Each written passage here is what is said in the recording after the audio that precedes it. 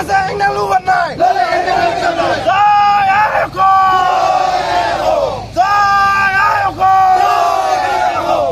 আমি না মানু কমিয়াই না মানে কমিয়াই না মানে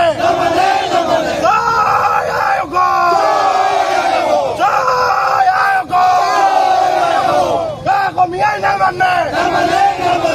আমি না মানু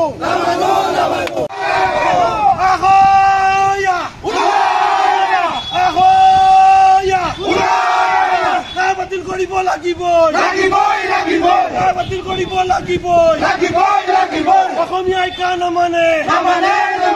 অসমীয়াই কা নামানে মুক্তি সংগ্ৰাম সমিতি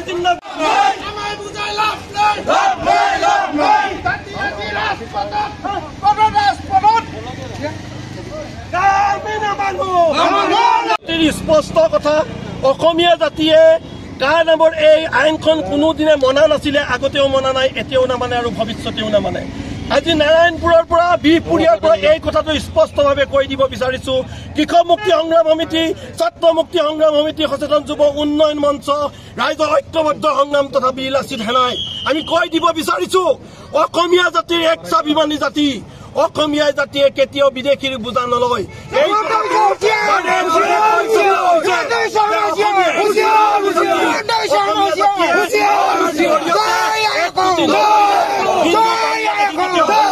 দিবলৈ নিদিয়ে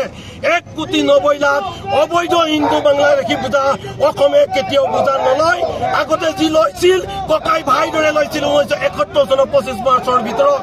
এতিয়া বিজেপি চৰকাৰে অমিত শ্বাহ নৰেন্দ্ৰ মোদীয়ে হিমন্ত বিশ্ব শৰ্মা সৰ্বানন্দ সোণোৱালৰ চৰকাৰে জোৰ জবৰদস্তি কা আইনখন বলবৎ কৰি অসমীয়া জাতিৰ আই মাতৃৰ মুখৰ ভাষা নিষেধ কৰিব বিচাৰিছে যেনেকৈ ত্ৰিপুৰাত ত্ৰিপুৰী ভাষা নিষেধ কৰিছে ঠিক তেনেকৈ অসমত অসমীয়া ভাষা নিষেধ কৰিবলৈ যিটো ষড়যন্ত্ৰ কৰিছে তাক আমি অসমীয়া জাতিয়ে ওপৰাই দিম এই কথাটো স্পষ্ট থকা ভাল অসমৰ মুখ্যমন্ত্ৰী কি ক'ব অসমৰ মুখ্যমন্ত্ৰী এক নপুংসক হিমন্ত বিশ্ব শৰ্মা নপুংসক কাঠৰ পুতলা কেন্দ্ৰৰ কথা মতে অসমৰ ভাৰতবৰ্ষৰ বিৰোধ কৰিছে অসমৰ মুখ্যমন্ত্ৰীয়ে কৈ আছে যে অসমত 20 লাখে অবৈধ হিন্দু বাংলাদেশী বুলি নাগৰিকত্ব পাব লাজৰ বিষয় অসমীয়া জাতিয়ে গৌৰৱ কৰো স্বাভিমানী জাতি হিচাপে কিন্তু আমাৰ অসমৰ মুখ্যমন্ত্ৰী অসমৰ বিজেপি দলৰ ৰাজ্যিক সভাপতি ভৱেশ কলিতাই কৈ আছে যে মাত্ৰ 20 লাখে বোলে নাগৰিকত্ব পাব আমি ধিক্কাৰ জনাইছো গৰিহণা জনাইছো যেতিয়ালৈকে এই কাখন অসমৰ পৰা বাতিল নকৰিব তেতিয়ালৈকে অসমীয়া ৰাইজে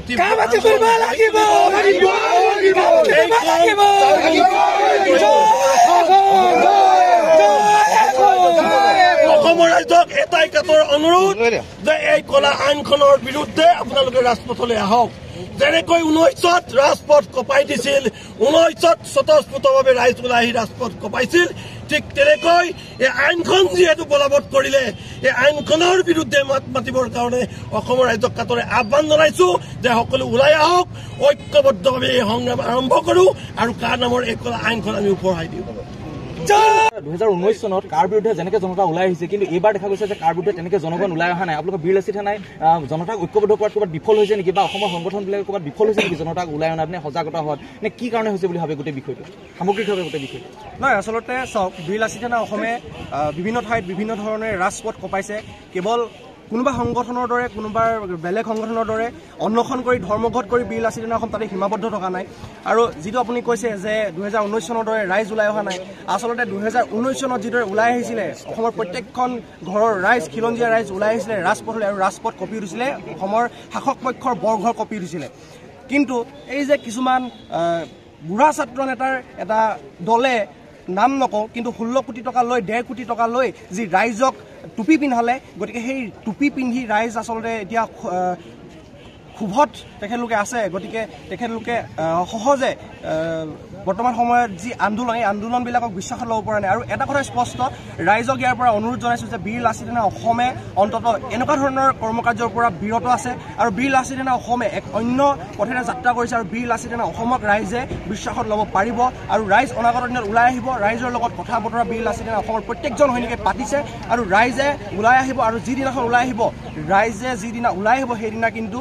হিমন্তৰ বৰঘৰ কঁপি উঠিব আপোনালোকে আগতে ৰাজনৈতিকভাৱে আগন্তুক দিনত কেনেকৈ প্ৰত্যাহ্বান জনাব বিজেপি চৰকাৰৰ যিহেতু কৈ আছে 13টা তেওঁলোকে লোকসভা নিৰ্বাচন 13টা চিটত তেওঁলোকে জয়যুক্ত হ'ব বুলি নাই আচলতে যেতিয়াই তেখেতলোকৰ এতিয়া আমাৰ সৰকুমাৰ গগৈ ডাঙৰীয়াই যিহেতু কৈছিলে যে তেখেতলোকৰ হেৰি হৈছে ক্ষমতাৰে মূৰত ধৰিছে আৰু যেতিয়া ক্ষমতাৰে মূৰত ধৰে তেতিয়া আচলতে জানিব ধ্বংসৰ আগজাননী গতিকে ধ্বংস হ'বলৈ বেছি পৰ নাই তেখেতলোকৰ আৰু বীৰ লাচিত সেনা অসমে